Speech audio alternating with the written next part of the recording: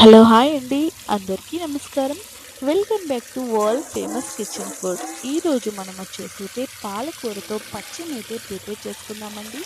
ఇక మనం పాలకూరతో ఎన్నో రకాల రెసిపీస్ అయితే మనం చేస్తూ ఉంటాం.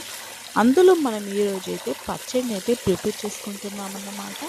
చాలా తొందరగా చాలా ఈజీగా అయిపోయేటువంటి ఈ పచ్చడిని ఎలా ప్రిపేర్ చేసుకోవాలో ఇప్పుడైతే మనం ఈ వీడియోలో వివరంగా తెలుసుకుందాం. అంతకన్నా ముందు మా ఛానల్ని ఎవరైనా కొత్తగా చూస్తున్నట్లయితే తప్పకుండా లైక్ చేయండి, షేర్ చేయండి, సబ్స్క్రైబ్ చేసుకోండి. ఎందుకంటే ఇలాంటి మరెన్నో రెసిపీస్ మీకు నోటిఫికేషన్గా రావాలి అంటే వెంటనే మా ఛానల్ అయితే సబ్స్క్రైబ్ చేసుకోండి. ఇక మనము ఈ పాలకూరనైతే తీసుకొని చక్కగా మనకైతే కట్ చేసుకొని పక్కన పెట్టేసుకోవాలి.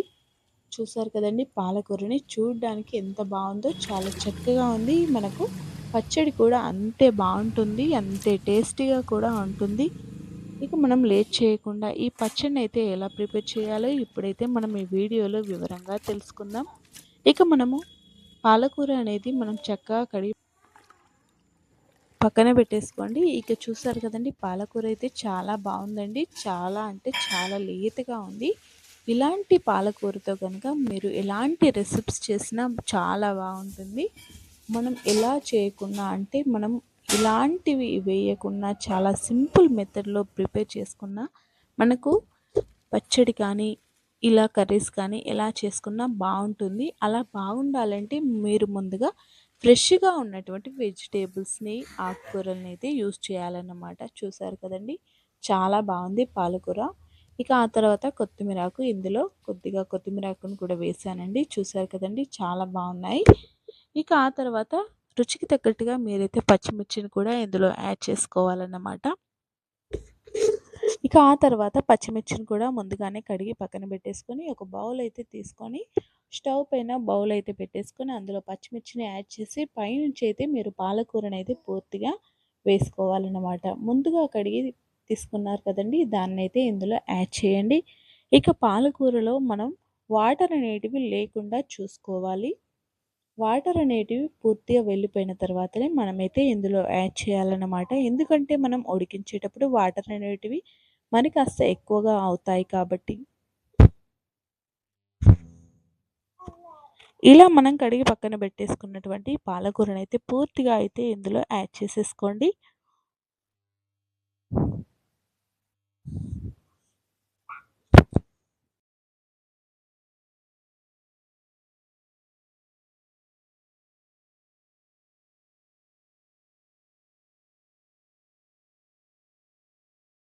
ఇలా మనమైతే ముందుగా కడిగి పక్కన పెట్టేసుకున్నటువంటి పాలకూరనైతే పూర్తిగా మనం వేసుకోవాలి.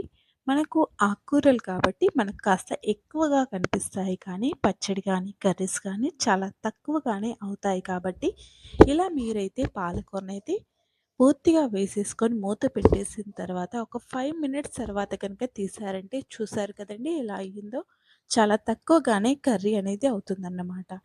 ఇలా మనకైతే పాలకూర అనేది చక్కగా ముందుగానే ఉడికించుకోవాలి. మనకు కంప్లీట్‌గా అర్థమవుతుంది.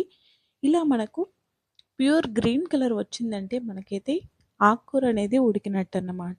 ఇలా మనకు కంప్లీట్‌గా ఉడికిన తర్వాత ఇలా వాటర్ కూడా మనకైతే సెపరేట్ అవుతాయి. ఇలా మనకు వాటర్ కూడా సెపరేట్ అయ్యాయన్న తర్వాతనే మనం దీన్నైతే సెపరేట్ చేసేసుకోవాలి. ఇక మీకు ఇందులో కనుక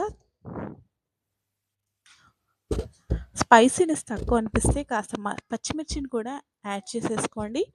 ఇలా మీరైతే ప్రిపేర్ చేసుకొని దీన్నైతే మిక్సీలో వేసుకోవాలన్నమాట. ఇలా మీరు మిక్సీలో వేసుకునేటప్పుడు ఇందులో ఒక సీక్రెట్ ఇంగ్రీడియంట్ అయితే ఉందండి. అదైతే వీడియో చివరిలో చెప్తాను.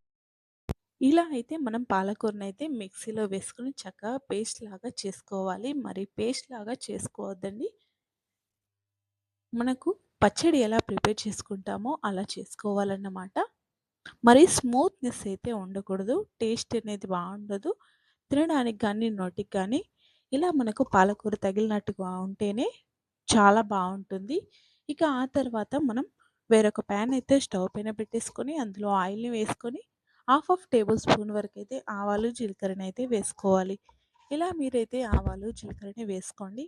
మనము సీక్రెట్ ఇంగ్రీడియెంట్స్ అన్నీ మనమైతే పాలకూరని పేస్ట్ చేసేటప్పుడే వేసాం కాబట్టి ఇందులో మనం పెద్దగా వేయాల్సినవేవి అవసరం లేదన్నమాట. ఇలా మీరైతే హాఫ్ టేబుల్ స్పూన్ వరకు ఆవాలు, జీలకర్రని యాడ్ చేసుకున్న తర్వాత ఇందులో పసుపును కూడా యాడ్ చేసుకోండి.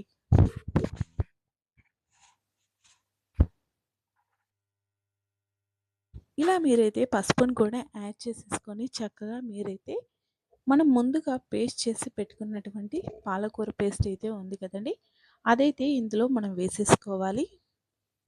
మనం ఒకేసారి వేసామంటే ఆయిల్ అనేది పూర్తిగా మనకు పైనకి వస్తుంది. చాలా ఇబ్బంది పడతారు కాబట్టి మీరు ఇలా నెమ్మదిగా వేశారంటే మనకు ఎలాంటి ప్రాబ్లమ్ లేకుండా ఆయిల్ అనేది పైనకి రాకుండా చాలా చక్కగా మనమైతే వేసుకోవచ్చన్నమాట. చూసారు కదండీ!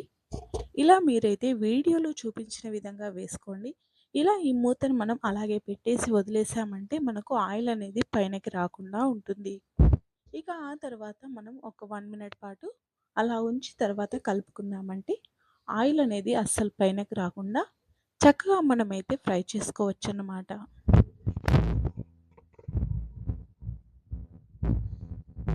ఇలా మీరైతే చక్కగా మనం ఈ పేస్ట్‌ని అయితే ఇందులో వేసుకొని చక్కగా కలుపుకోవాలి. ఇలా కలుపుకొని చక్కగా మనం పాలకూరనైతే ఫ్రై చేసుకోవాలన్నమాట. ఇలా ఫ్రై చేసుకొని మనకు ఆయిల్ అనేది కంప్లీట్‌గా మనకైతే పైనకైతే వస్తూ ఉంటుందన్నమాట. అలా వచ్చినప్పుడు మాత్రమే మనం స్టవ్ అనేది ఆఫ్ చేసుకోవాలి. ఇక మనం స్టవ్ వచ్చేసి మనం మీడియం ఫ్లేమ్‌లో పెట్టుకుంటే సరిపోతుంది. హై ఫ్లేమ్‌లో మాత్రం అస్సలు పెట్టుకోకూడదు. ఇక మనం రుచికి తగ్గట్టుగా సాల్ట్‌ని కూడా యాడ్ చేసేసుకోవాలి. మనం ఇప్పటివరకైతే సాల్ట్‌ని యాడ్ చేయలేదు కదండీ! ఇప్పుడైతే వేసుకోండి.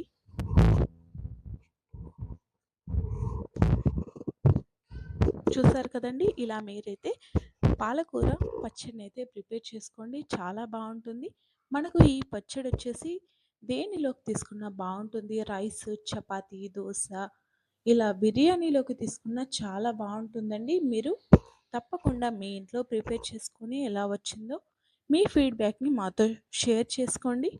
ఈ వీడియో నచ్చితే లైక్ చేయండి, షేర్ చేయండి, సబ్స్క్రైబ్ చేసుకోండి. ఇలాంటి మరెన్నో హెల్తీ రెసిపీస్ కోసం వెంటనే మా ఛానల్‌ని సబ్స్క్రైబ్ చేసుకొని మాకు సపోర్ట్ చేయండి.